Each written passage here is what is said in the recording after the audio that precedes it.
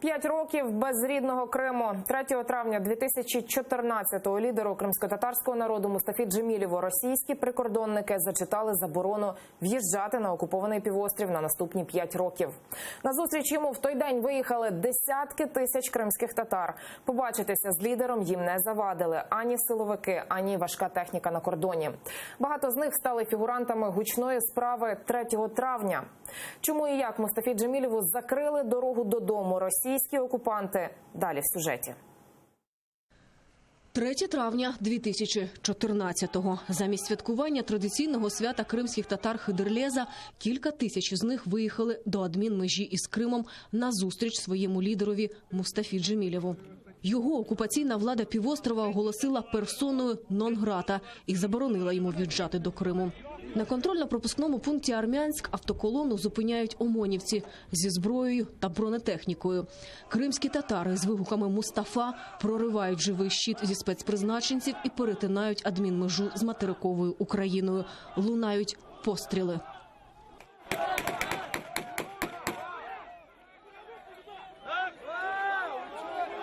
Картина была и удивительная.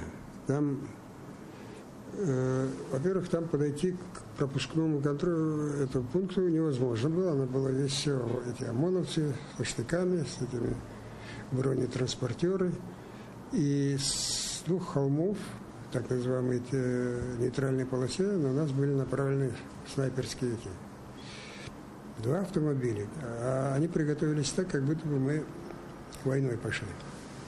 5 років без батьківщини. Такий вирок лідеру кримського народу Мустафі Джемілєву зачитали 3 травня російські прикордонники. Самопроголошена влада півострову заборонила йому в'їзд за принципову позицію – півострів ніколи не стане російським.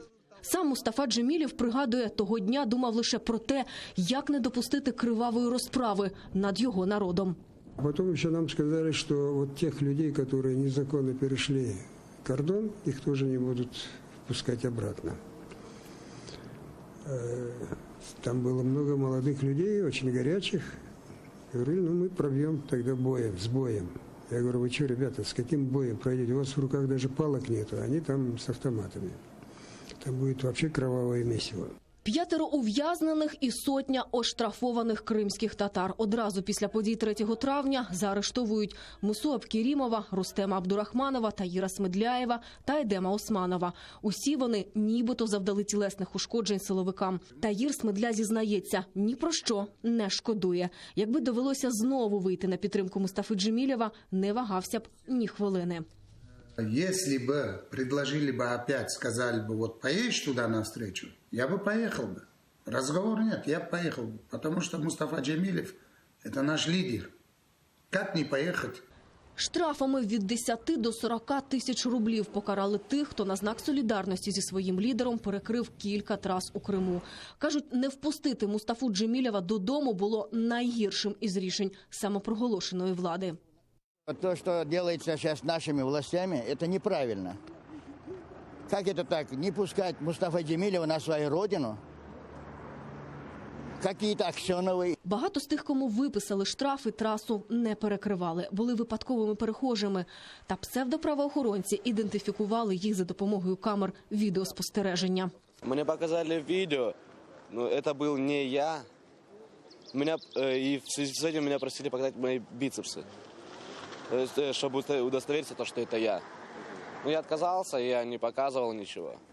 Я бы не знал, чем это закончится. После чего заседание перенесли на 7 число.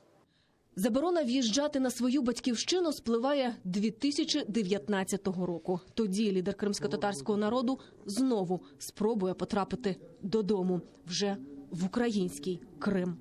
Тоталітарні режими рухаются, падают, распадаются неожиданно.